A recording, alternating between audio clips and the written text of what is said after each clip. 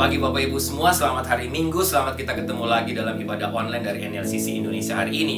Hari ini tanggal 15 Agustus 2021. Doa saya melalui ibadah, seluruh rangkaian ibadah hari ini mulai dari pujian penyembahan secara khusus melalui kebenaran firman Tuhan yang akan saya sharekan, akan saya sampaikan. Kita semua, baik jemaat NLCC Indonesia yang beribadah di rumah maupun semua Bapak Ibu yang dimanapun Bapak Ibu berada yang sedang mengikuti ibadah online ini, kita semua tanpa terkecuali diberkati oleh Tuhan lagi hari ini. Baik Bapak Ibu, sebelum kita mulai ibadah ini, mari kita tundukkan kepala, kita berdoa.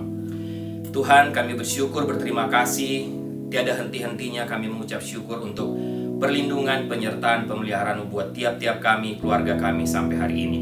Kami bersyukur, berterima kasih karena hari ini kami ada waktu lagi untuk duduk diam di rumah kami masing-masing untuk beribadah bersama, untuk memuji dan menyembah Tuhan dan secara khusus mendengarkan suara-Mu lagi melalui kebenaran firman-Mu. Doa hamba kiranya Tuhan memberkati kami semua. Hamba percaya Tuhan ada di sini dalam ruangan ini di mana firman Tuhan akan disampaikan. Hamba percaya Tuhan juga ada di rumah, di ruangan semua Bapak Ibu yang sedang mengikuti ibadah online hari ini.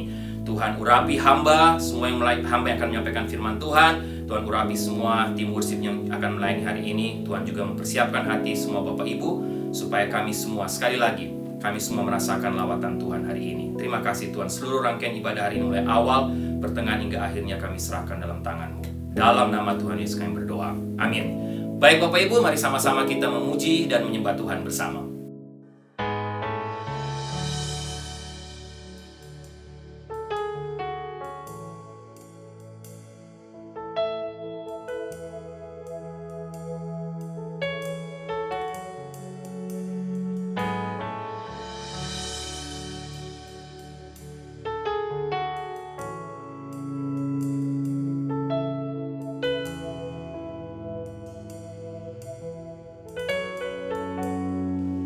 You are here, moving in our midst.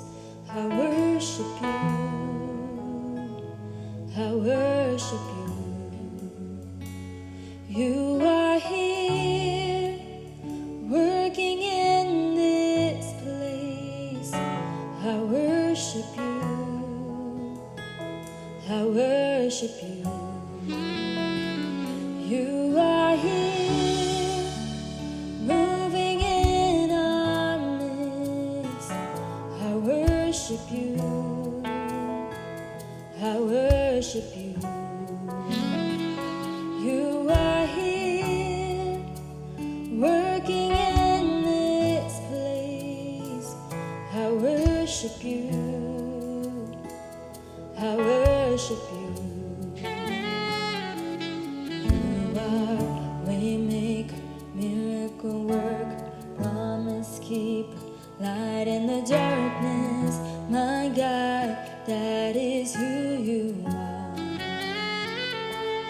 You are waymaker, miracle worker, promise keeper, light in the darkness, my God, that is who you are. You are here, touching every heart. I worship you, I worship you. You are here, healing every heart. I worship you, I worship you. You are here, turning lives around. I worship you, I worship you. You are here.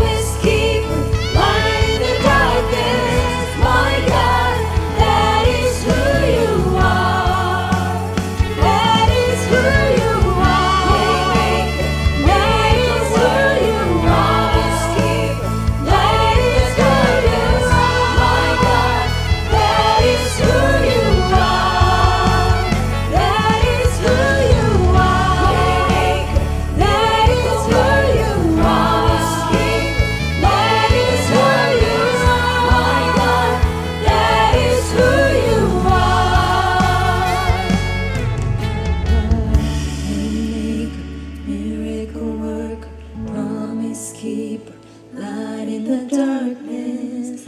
My God, that is who you are.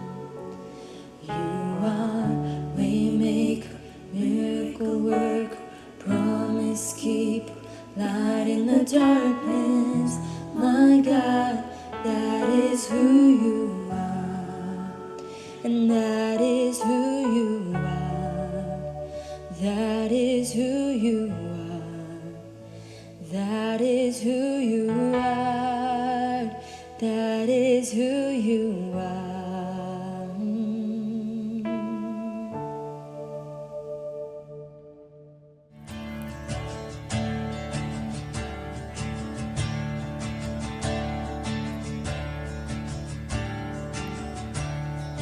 I've heard 1,000 stories of what they think you're like, but I've heard the tender whispers of love in the dead of night, and you tell me that you're pleased and that I'm never alone. You're a good, good father. It's who you are. It's who you are. It's who you are, and I'm loved by you. It's who I am. It's who I am. It's who I am.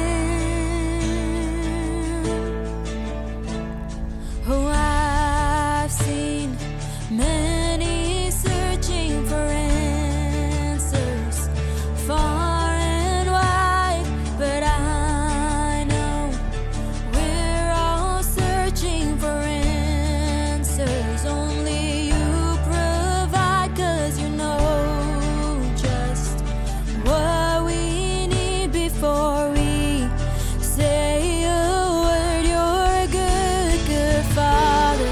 It's who you are. It's who you are.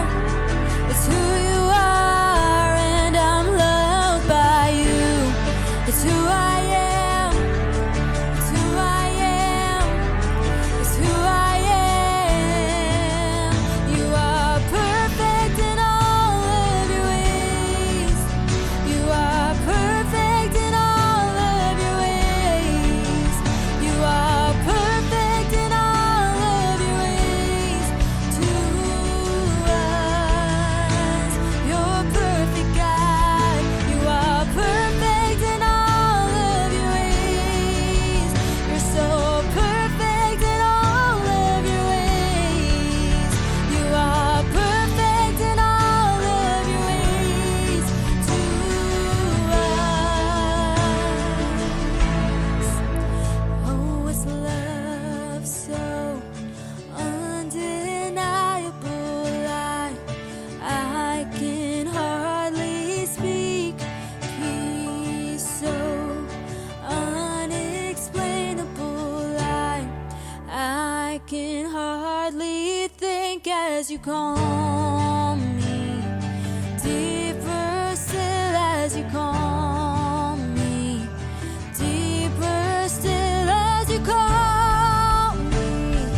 Deeper still into love. Love, love. You're a good, good father. It's who you are. It's who you are. It's who you are, and I'm loved by you.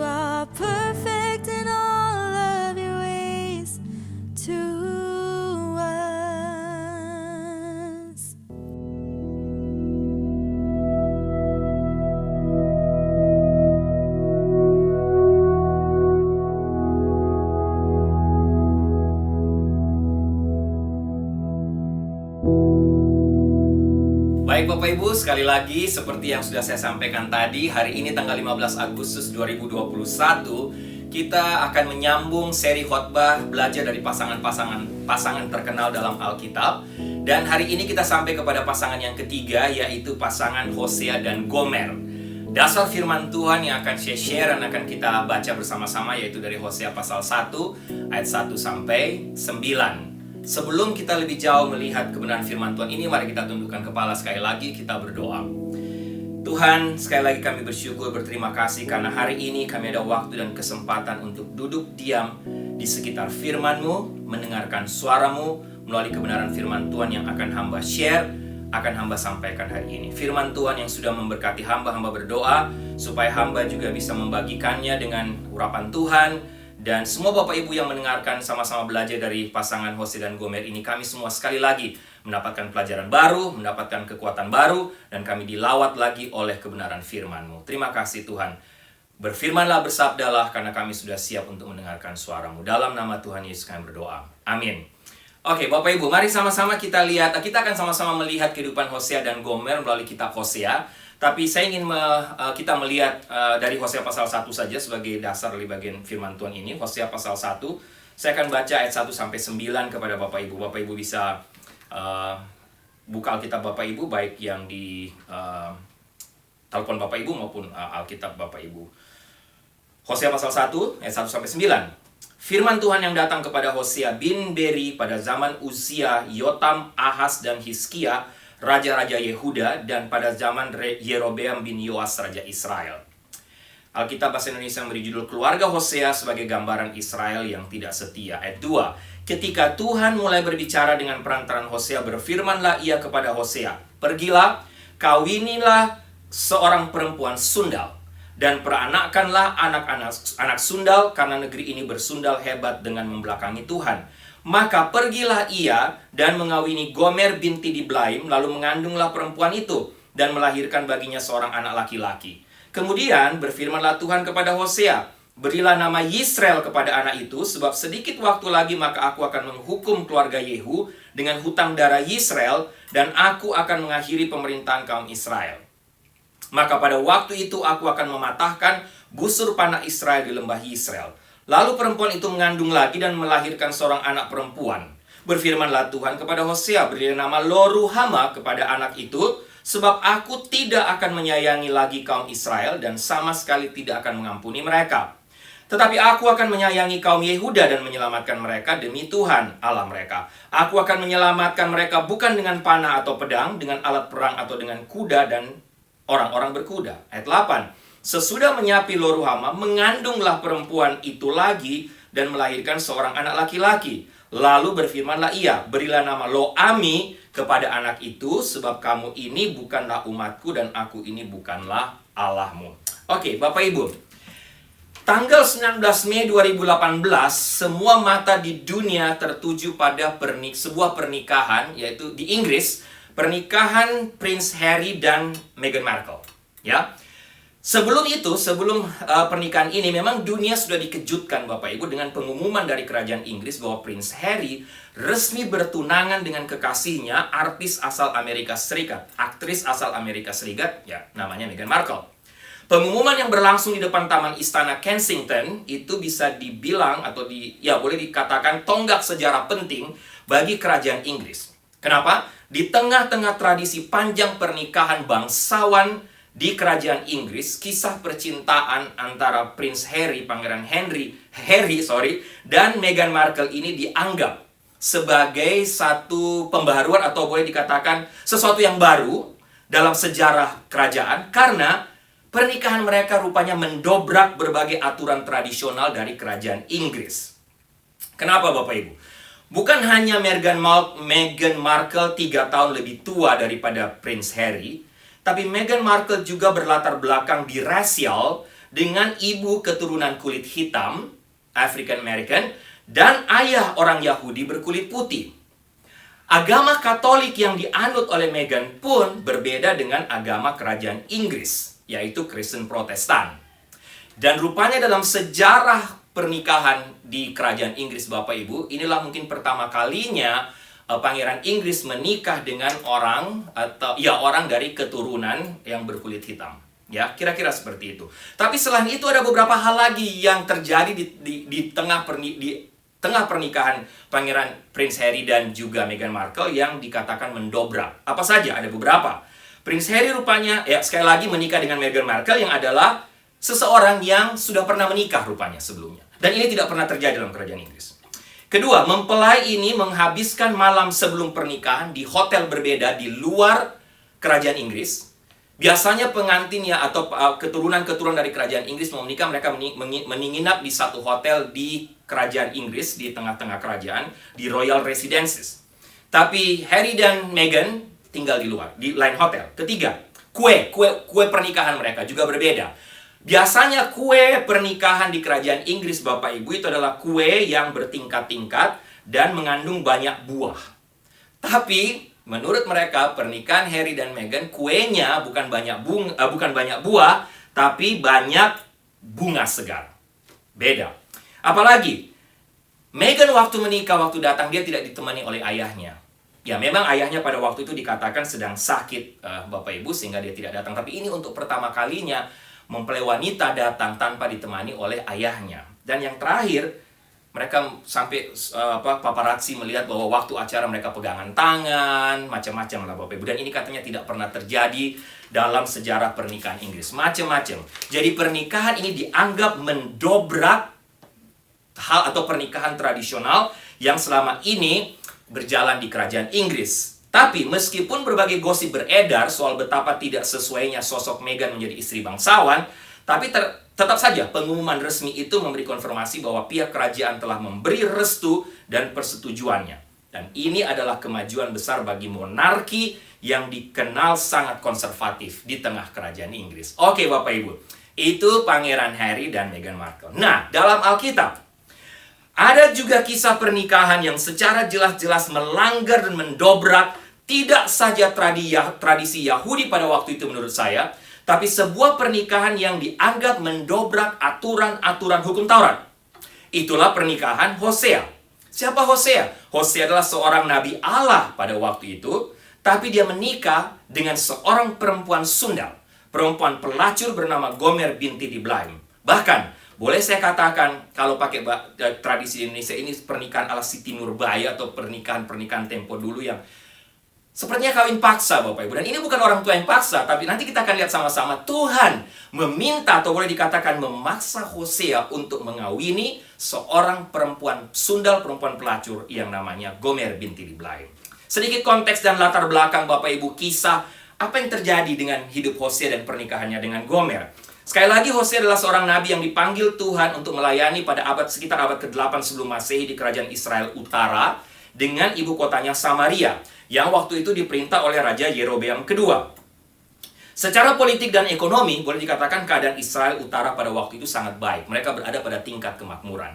Tapi Bapak Ibu, dalam tingkat moral atau tingkat rohani, pada masa di mana Hosea melayani bangsa Israel Utara atau kerajaan Israel Utara, boleh dikatakan sedang berada pada titik terendah secara moral dan secara rohani. Pengadilan tidak terjadi Bapak Ibu, tidak bisa ditemui pada masa itu. Si kaya atau orang penting akan sangat mudah untuk menyogok pejabat untuk menindas kaum yang lemah. Orang kaya menindas yang miskin.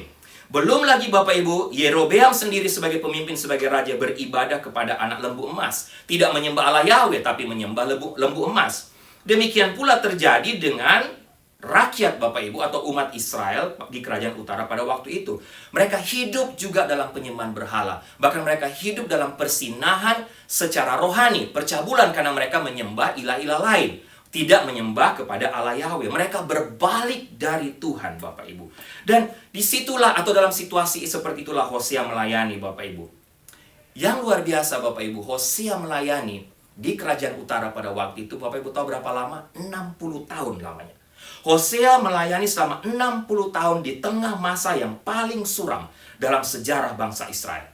Sekali lagi, Israel pada masa itu memang sedang berada pada masa-masa boleh dikatakan secara ekonomi, secara kemakmuran mereka begitu tinggi, begitu luar biasa. Tapi secara rohani, sekali lagi secara moral mereka berada pada kondisi terburuk karena dosa merajalela di sana sini.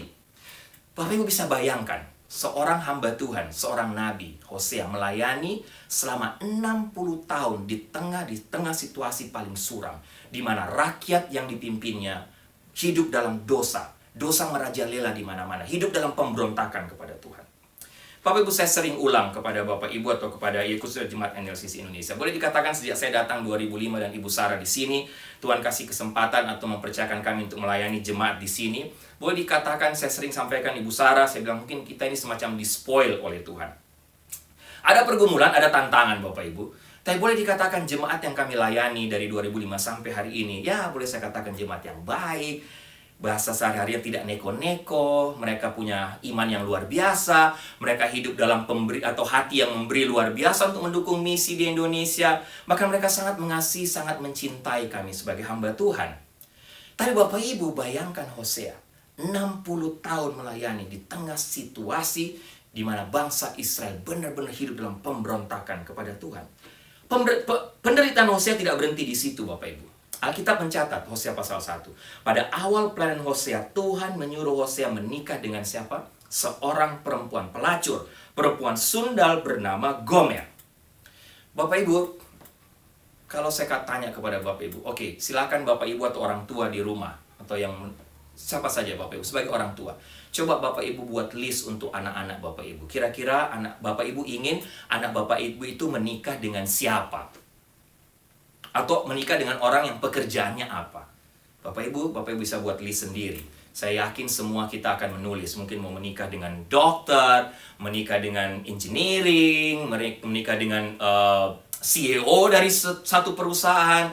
Pokoknya kita semua mendoakan pingin anak-anak kita menikah atau kawin dengan orang yang baik, yang sukses. Siapa yang mau atau pernah membayangkan misalnya Bapak Ibu ekstrimnya, siapa yang mau anak kita menikah dengan perempuan pelacur, perempuan sundal? Tapi ini perintah Tuhan kepada Hosea, ya. Yang pasti Bapak Ibu, Gomer adalah seorang perempuan pelacur yang ya pasti umat Israel pada waktu itu. Tapi saya yakin Gomer juga ini adalah seorang wanita yang cantik sebagaimana wanita-wanita Israel pada umumnya. Bahkan saya menduga, ini saya pribadi Bapak Ibu ya, bahwa mungkin Hosea pun dalam pelayanannya, kan dia sering berkhotbah di mana-mana, mungkin Hosea pun sudah sering melihat Gomer. Mungkin ini Bapak analisa saya pribadi saja. Dan Tuhan tahu itu. Tidak mungkin tanpa ada latar belakang apapun dari Tuhan. Dan Tuhan secara tiba-tiba memerintahkan Hosea untuk menikahi Gomer. Kemungkinan besar. Saya rasa Tuhan juga melihat hati Hosea. Tuhan memakai situasi ini untuk apa Bapak Ibu? Untuk rencananya ke depan yang jauh lebih besar. Oleh sebab itu Tuhan mengarahkan Hosea untuk mengambil perempuan itu sebagai istrinya. Mengambil Gomer binti Diblaim sebagai istrinya secara resmi. Dan ya, Alkitab mencatat Gomer secara resmi menjadi istri dari Hosea. Boleh dikatakan, boleh saya pakai bahasa pengkhotbah muda yang sedang terkenal, yang sedang berkembang pada waktu itu. Nah, apa yang terjadi? Kisah selanjutnya Bapak Ibu. Hari-hari pertama pernikahan mereka biasa, merupakan pernikahan yang sangat indah, karena saat cinta mereka mulai bertumbuh. Begitu luar biasa. Boleh dikatakan masa-masa honeymoon, bulan madu. Dan Tuhan memberkati pernikahan mereka dengan memberi seorang anak. Hati Hosea pasti dipenuhi dengan sukacita Bapak Ibu, saya yakin. Dan dia yakin pernikahannya ke depannya akan jadi satu pernikahan yang penuh kebahagiaan, dengan apalagi dengan kehadiran si kecil. Dan pasti ini akan menambah sukacita dalam rumah tangga mereka. Oke Bapak Ibu, yang menarik dalam kisah ini, biasanya dalam tradisi Israel, orang tua lah yang memberi nama, atau kadang-kadang Tuhan juga memimpin orang tua untuk memberi nama kepada anaknya. Tapi dalam kasus ini, Tuhan langsung menamakan bayi itu. Bayi yang lahir itu langsung diberi nama oleh Tuhan. Tuhan langsung memerintahkan Hosea dan Gomer untuk memberi nama. Nama anak pertama siapa? Yisrael. Nah, nama Yisrael Bapak Ibu artinya secara hurufiah artinya adalah menyerakkan. Boleh dikatakan ini satu nama arti yang tidak baik, nama yang jelek. Dan nama ini memang diberikan, kalau Bapak Ibu baca selanjutnya kitab Hosea, diberikan Tuhan sebenarnya untuk menggambarkan dan menubuatkan masa depan Israel. Bahwa satu waktu nanti mereka akan dihukum oleh Tuhan dan mereka akan terserak kemana-mana. Kenapa? Ini sebagai nubuatan penghukuman terhadap bangsa Israel karena kejahatan yang dibuat oleh nenek moyang mereka waktu lalu. Jangan lupa Yerobeam yang memerintah pada waktu itu, kakeknya bernama Yehu, Raja Yehu yang memerintah Israel beberapa waktu sebelumnya. Dan waktu Yehu memerintah Israel, Bapak Ibu, memang Yehu memerintah dengan sangat kejam dan kejahatan begitu luar biasa terjadi di tengah-tengah bangsa Israel. Yehu terkenal juga sebagai raja yang sangat kejam karena selama pemerintahannya terjadi penumpahan darah dan kejahatan yang begitu luar biasa di Israel. Sehingga Yisrael, Tuhan beri nama Yisrael kepada anak Hosea untuk menggambarkan masa depan dari bangsa Israel. Dan Bapak Ibu, kalau Bapak Ibu ingat nama Yisrael, Bapak Ibu yang ingat cerita, Yisrael ini juga dalam tradisi atau sejarah Israel, Yisrael ini merupakan satu nama tempat yang boleh dikatakan tempat berdarah, Bapak Ibu. Nama Yisrael ini, kalau Bapak Ibu ingat juga cerita kebun anggur Nabot, pada saat Raja Ahab yang jahat mengingini kebun anggur Nabot, tapi akhirnya Nabot menolak karena dia mengatakan inilah tanah warisan nenek moyangnya, sehingga akhirnya Bapak Ibu tahu ceritanya, Raja Ahab menceritakan kepada Isabel istrinya.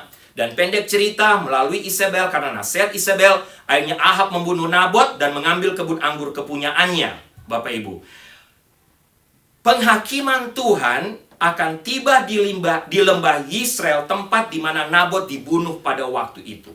Sekali lagi, lihat, Yisrael merupakan tempat berdarah, dan waktu Tuhan meminta Hosea memberikan nama Yisrael kepada anaknya, ini merupakan satu nubuatan bahwa di lembah Yisrael itu di mana tempat Nabot dibunuh juga penghakiman Allah terhadap Israel akan berlangsung. Dan memang kita lihat nubuatan Allah benar-benar terjadi. Di lembah Yisrael digenangi penuh oleh darah, tepat seperti perkataan Tuhan. Oke, Bapak Ibu. Oke, itu Yisrael. Yang kedua, Bapak Ibu lihat, setelah kelahiran Yisrael, kalau Bapak Ibu baca pasal-pasal berikut dari kitab Hosea, sepertinya Hosea sudah melihat ada sedikit perubahan pada diri Gomer. Ya, Gomer menjadi tidak tenang sepertinya dan sepertinya tidak bahagia. Dikatakan seperti burung yang terperangkap dalam sangkar. Hosea tetap melayani seperti biasa. Dia memberitakan firman Tuhan, meminta bangsa Israel untuk segera bertobat supaya mereka bisa diselamatkan oleh Tuhan. Tapi Gomer kelihatannya semakin kurang tertarik. Tidak hanya kurang tertarik terhadap Hosea atau mengurus keluarganya, tapi Gomer juga sepertinya makin kurang tertarik dalam pelayanan Hosea. Bahkan dia sepertinya menganggap atau mungkin menuduh Hosea lebih memikirkan khotbah pelayanan daripada dirinya. Dan diceritakan Gomer mulai mencari kesibukan lain dan menghabiskan lebih banyak waktu di luar. Nah, Bapak Ibu, ini lihat cerita kisah Hosea ya.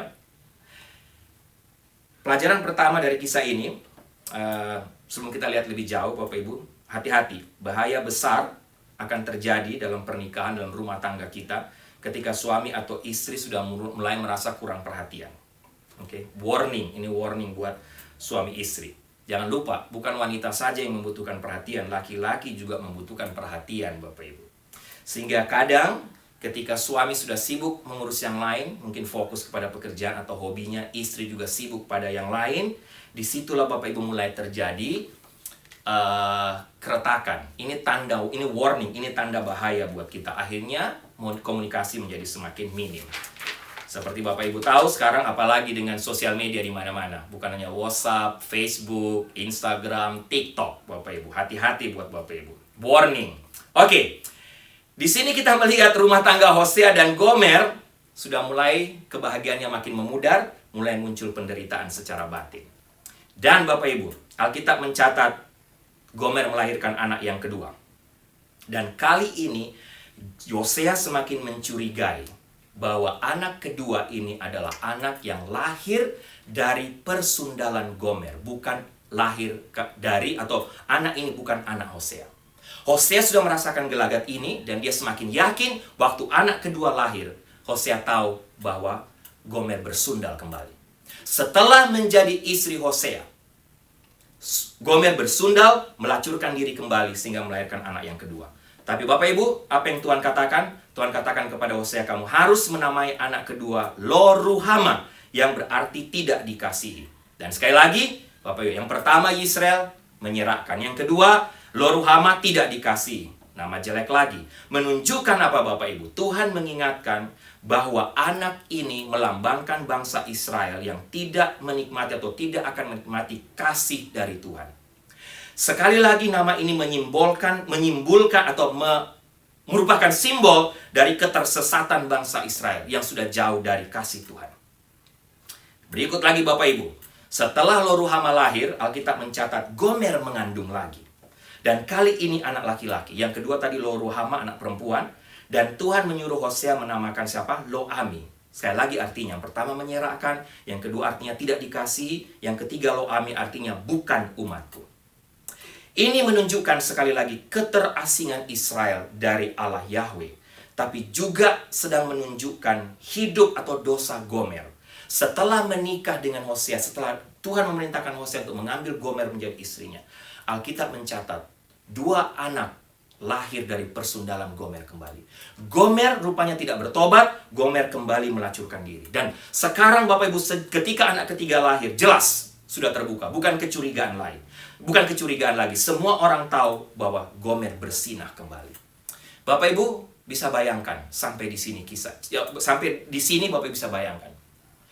Hosea diminta Tuhan untuk menikahi seorang perempuan pelacur.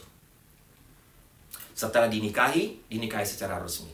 Ada anak pertama dan 2 anak lahir bukan dari Hosea. Ternyata Gomer melacurkan diri kembali, Bapak Ibu. Tapi dalam situasi ini, Hosea tetap memutuskan untuk mengambil Gomer kembali dalam pengampunan dan mencoba untuk menjalin hubungan mereka kembali. Hosea tidak berhenti mencintai Gomer setelah lahir 2 anak di luar pernikahan. Tapi Alkitab mencatat Hosea memutuskan untuk mengambil Gomer kembali. Tapi Bapak Ibu, apa yang terjadi setelah Hosea mengambil Gomer kembali dan berusaha untuk menerima Gomer kembali? Alkitab mencatat pertobatan Gomer tidak berlangsung lama. Dan dia bersundal kembali dengan kekasih-kekasihnya yang baru.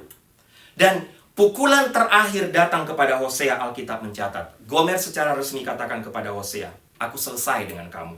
Aku akan pergi untuk selamanya. Kali ini aku tidak akan kembali. Aku akan pergi selama-lamanya. Karena aku sudah menemukan kekasihku yang sejati.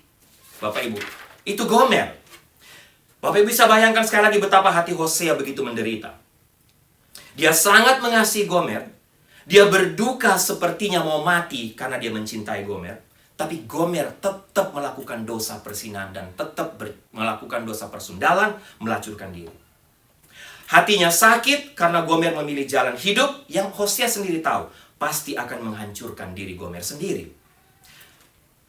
Dalam tradisi Yahudi, Bapak Ibu, atau Bapak Ibu bisa baca juga dalam kitab Hosea ini, ada penafsiran katakan sepertinya dari tulisan-tulisan Hosea, ada teman-teman Hosea yang berusaha untuk menguatkan Hosea ketika Gomer memutuskan untuk meninggalkan Hosea selama-lamanya.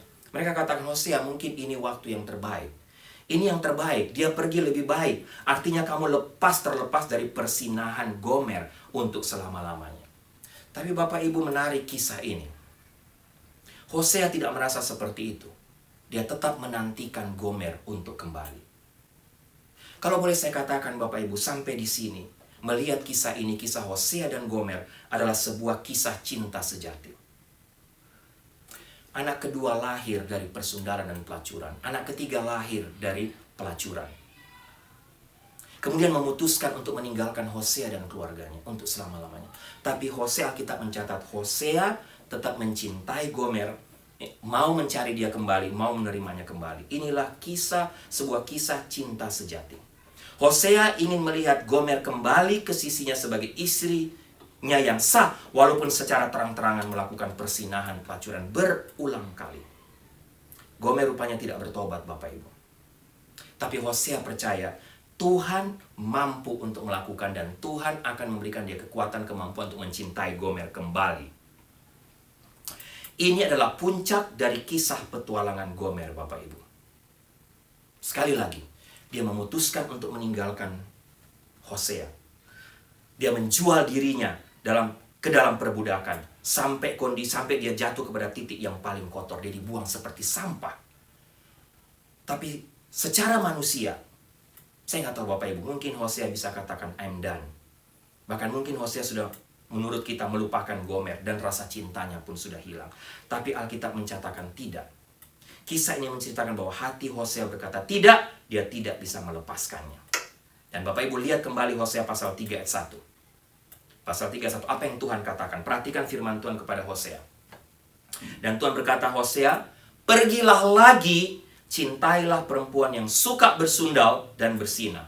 Seperti apa? Seperti Tuhan juga mencintai orang Israel, sekalipun mereka berpaling kepada allah-allah lain dan menyukai kue kismis.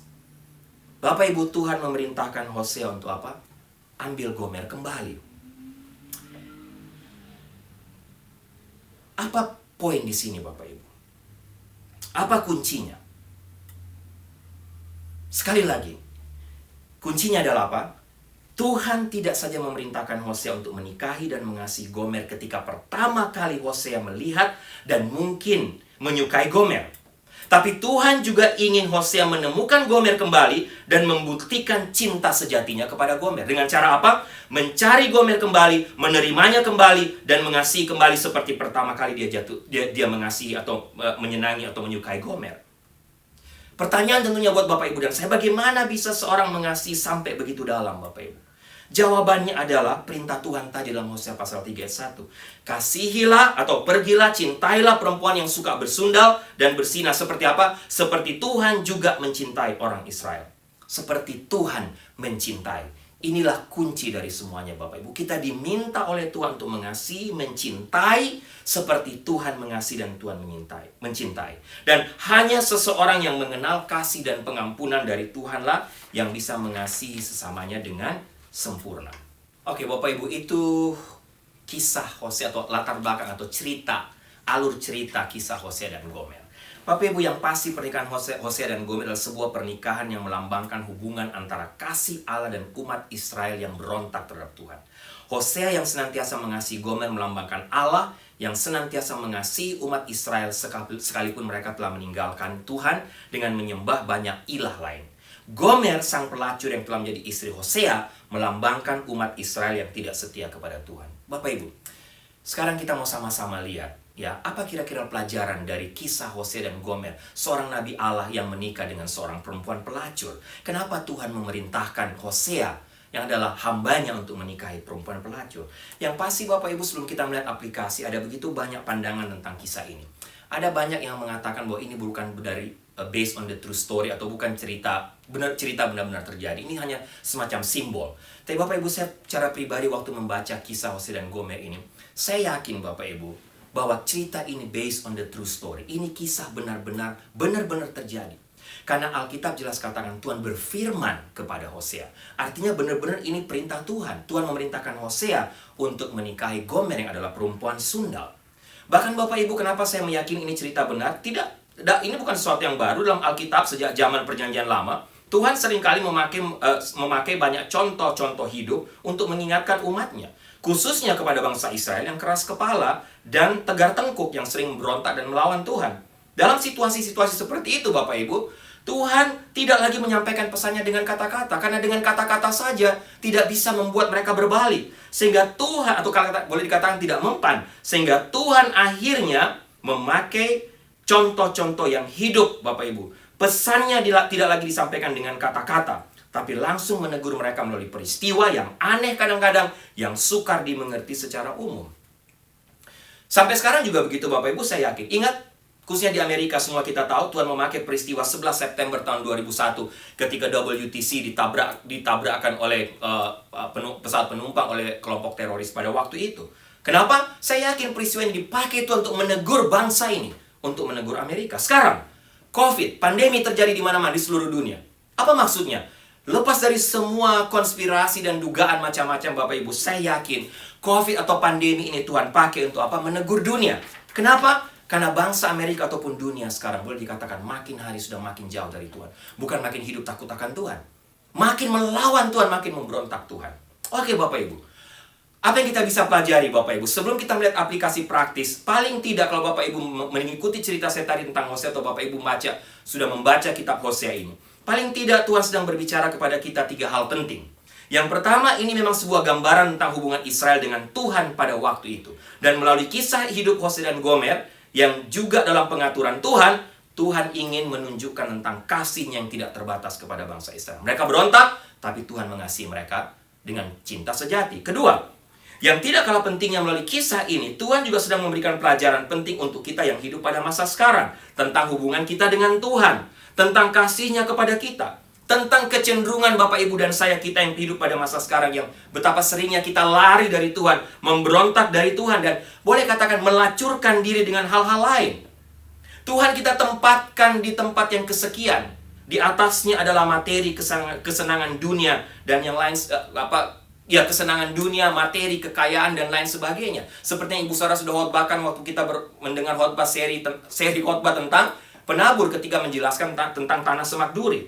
Sehingga akhirnya apa? Kita jauh dari Tuhan, kita memberontak dari Tuhan. Dan ketiga, Tuhan juga saya yakin dalam kisah ini tidak hanya sedang bicara tentang hubungan Israel dan Tuhan, membicarakan hubungan kita yang hidup sekarang dengan Tuhan. Tuhan mengingatkan kita. Tapi Tuhan juga sedang berbicara tentang pemulihan dari sebuah keluarga Kristen.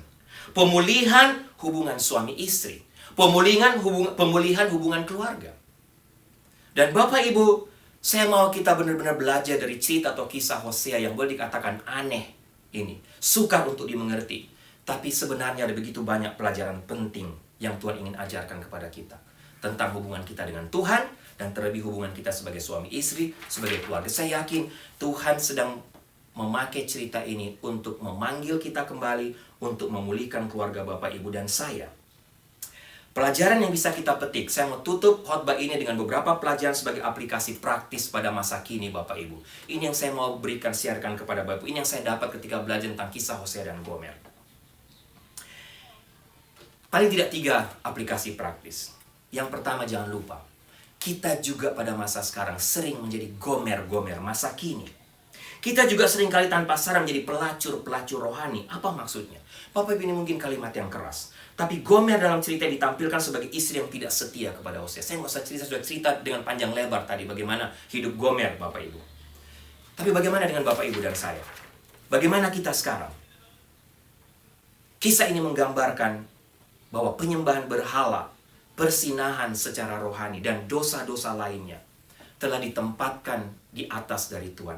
Dan kalau boleh saya pakai bahasa sekarang, kita yang hidup masa-masa sekarang pun, kalau kita tidak hati-hati, kita juga menyembah berhala-berhala. Yaitu apa? Kemakmuran, uang, kesuksesan, kenyamanan, keamanan, pengakuan, kesenangan, dan lain sebagainya. Dan itu pun sampai mengganggu, merusak, tidak saja hubungan kita dengan Tuhan, tapi juga merusak hubungan kita dengan keluarga, suami, istri, dan anak-anak. Kenapa? Karena kita lebih fokus kepada dunia ini. Kita tidak fokus lagi kepada Tuhan, kita tidak fokus lagi kepada hubungan kita, relasi kita satu dengan yang lain sebagai rumah tangga, sebagai keluarga. Sehingga pertanyaan untuk kita Bapak Ibu dari poin yang pertama, bagaimana kesetiaan kita kepada Tuhan? Bagaimana kesetiaan kita terhadap pasangan kita? Bagaimana kesetiaan kita terhadap pelayanan yang Tuhan percayakan kepada kita? Yang kedua, aplikasi praktis untuk kita. Hosea dan kisah Hosea dan Gomer yang memberikan pelajaran penting tentang kasih Allah yang tanpa batas, Bapak Ibu. Tindakan Gomer membuktikan bahwa dia tidak memahami kasih dari Hosea. Tidak memahami suaminya yang adalah seorang suami yang mencintai dia dengan cinta sejati. Terkadang tindakan kita pun terhadap Tuhan Bapak Ibu menunjukkan fakta bahwa kita tidak mengenal Tuhan dan memahami siapa Tuhan. Kita kehilangan konsep, kita kekurangan konsep atau boleh dikatakan tidak mengenal secara lebih mendalam tentang kasih Tuhan yang begitu luar biasa kepada kita. Betapa penyabarnya Tuhan, betapa pengasihnya Tuhan terhadap kita. Kita jatuh berkali-kali, kita lari darinya, kita berontak. Tapi seperti Hosea, Tuhan tetap memanggil kita. Tuhan tetap mencari Bapak, Ibu, dan saya.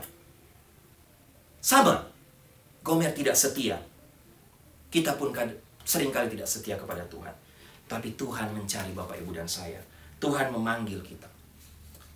Pertama Bapak, Ibu, pelajaran tentang bahwa Bapak, Ibu, dan saya bisa menjadi Gomer masa kini. Kedua, cerita Hosea dan Gomer mengingatkan tentang kasih Allah tanpa batas yang seringkali kita lupakan. Dan yang ketiga, yang terakhir, saya yakin Tuhan juga melalui kisah Hosea dan Gomer, Tuhan sedang mengajar kita untuk menjadi Hosea masa kini.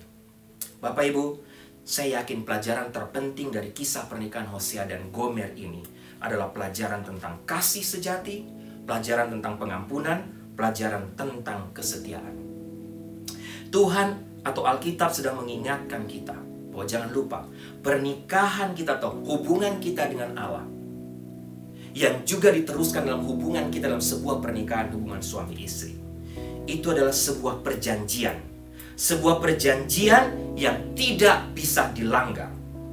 Kalau Bapak Ibu baca Alkitab penuh dengan hubungan perjanjian yang sulit, yang membutuhkan rekonsiliasi, atau perjanjian yang telah rusak dan membutuhkan rekonsiliasi. Itulah inti Alkitab. Bapak Ibu, sehingga hari ini melalui kisah Hosea dan Gomer, saya juga ingin menantang Bapak Ibu, kita semua. Tidak saja memeriksa kembali hubungan Bapak Ibu dan Tuhan, Tapi saya mau ini juga ada waktu Bapak Ibu sebagai suami istri dalam rumah tangga keluarga memeriksa hubungan Bapak Ibu, cinta kasih Bapak Ibu, suami dan istri. Demikian pula dengan istri dan suami. Mungkin Bapak Ibu sedang berada dalam situasi-situasi yang sulit. Mungkin Bapak Ibu rumah tangga Bapak Ibu sedang berada dalam keretakan. Bapak Ibu merasa bahwa sudah tidak ada cinta lagi dalam hubungan kami. Tapi Bapak Ibu belajar dari Hosea. Tuhan mau Bapak Ibu dan saya kita semua menjadi Hosea masa kini dengan cinta sejati. Dan Tuhan mau berbicara kepada kita melalui kisah Hosea ini. Tuhan ingin memulihkan hubungan kita kembali Bapak Ibu. Menutup khotbah saya hari ini Bapak Ibu, izinkan saya untuk mengutip dari tulisan Dr. Linda Helps tentang sebuah pernikahan. Sebelum saya mendoakan Bapak Ibu. Linda Helps katakan begini, terlalu banyak pasangan bercerai karena masalah yang sebenarnya bisa diperbaiki. Ketika saya berbicara tentang masalah yang dapat diperbaiki, saya mengacu pada pasangan yang berhenti menyukai satu sama lain. Mereka makin terpisah dan mereka saling menolak satu dengan yang lain. Bahkan menolak untuk memperbaiki pernikahan mereka. Dewasa ini pasangan Kristen telah membiarkan ketidakbahagiaan mereka menjadi alasan perceraian selama 20 tahun. Menjadi alasan perceraian yang dapat diterima. Setelah melihat ratusan pasangan dalam terapi perkawinan selama 20 tahun saya dalam praktek sebagai konselor, saya tidak dapat menyangkal semakin banyak orang yang tidak puas dengan hubungan mereka dan bahkan memusuhi pasangan yang pernah mereka pilih. Rasa sakit hubungan itu benar-benar menyakitkan. Tapi sebenarnya perceraian lari dari persoalan bukanlah jawaban. Kebahagiaan atau ketidakbahagiaan pasangan menurut Dr. Linda Helps bisa diatasi. Itu semua membutuhkan usaha, membutuhkan konseling, dan tentunya yang paling penting, membutuhkan kasih sejati dari Tuhan.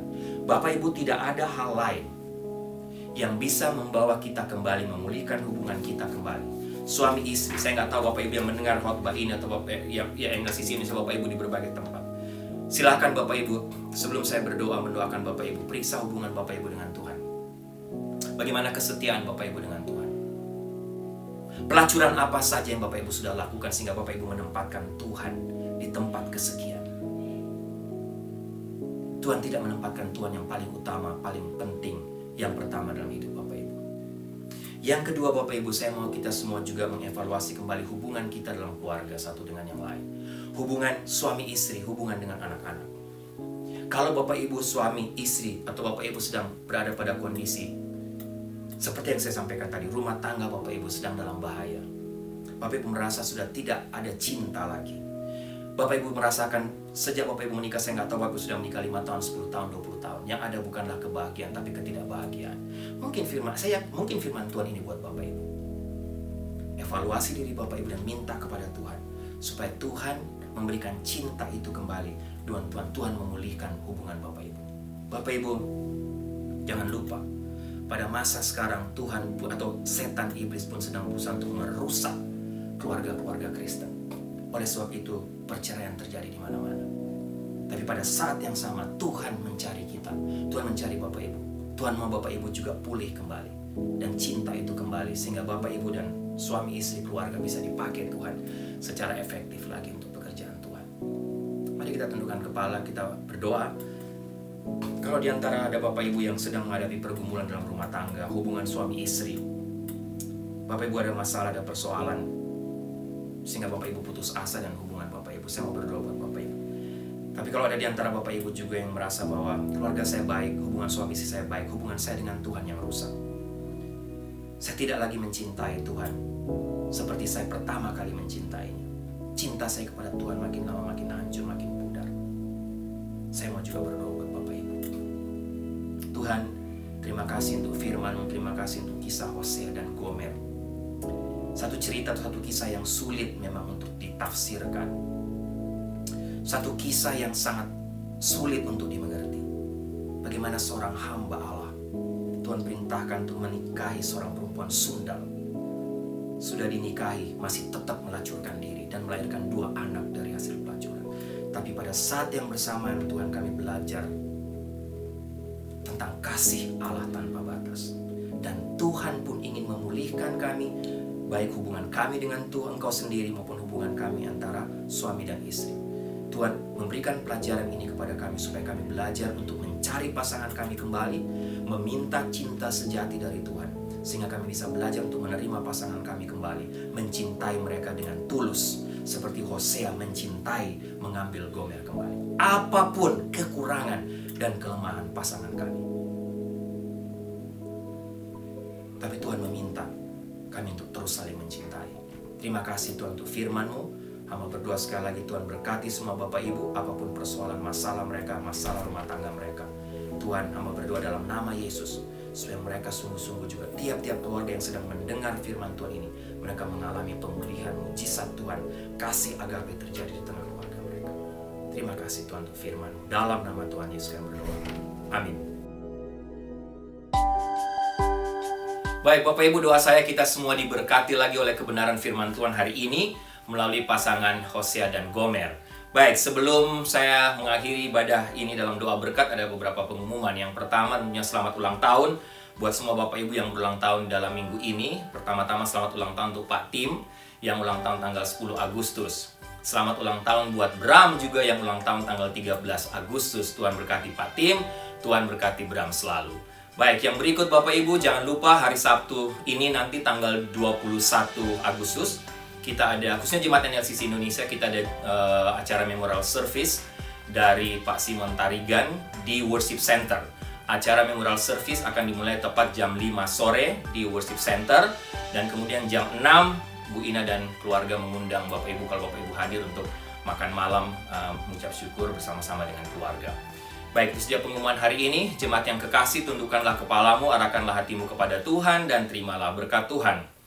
Anugerah keselamatan dari Tuhan Yesus Kristus, kasih sayang yang tidak berkesudahan dari Allah Bapa, serta penyertaan dari Roh-Nya yang Kudus, kiranya menyertai engkau sekalian, mulai hari ini sampai Maranatha Tuhan Yesus datang kembali. Haleluya. Amin. I've heard 1,000 stories of what they think you're like, but I've heard the tender whispers of love in the dead of night, and you tell me that you're pleased and that I'm never alone. You're a good, good Father. It's who you are. It's who you are. It's who you are, and I'm loved by you. It's who I am. It's who I am. It's who I am. Oh, I've seen many searching for answers far and wide, but I know we're all searching for answers. Only you provide, 'cause you know just what we need before we say a word. You're a good, good Father. It's who you are. It's who you are. It's who you are, and I'm loved by you. It's who I am. It's who I am. It's who I am. You are perfect in all of your ways. You are perfect in all of your ways. You are perfect in all of your ways to us. You're perfect, God. You are perfect in all of your ways. You're so perfect in all of your ways. You are perfect in all of your ways to us. Oh, it's love so undeniable. I can hardly speak. Peace so unexplainable. I can hardly think as you call me. Deeper still as you call me. Deeper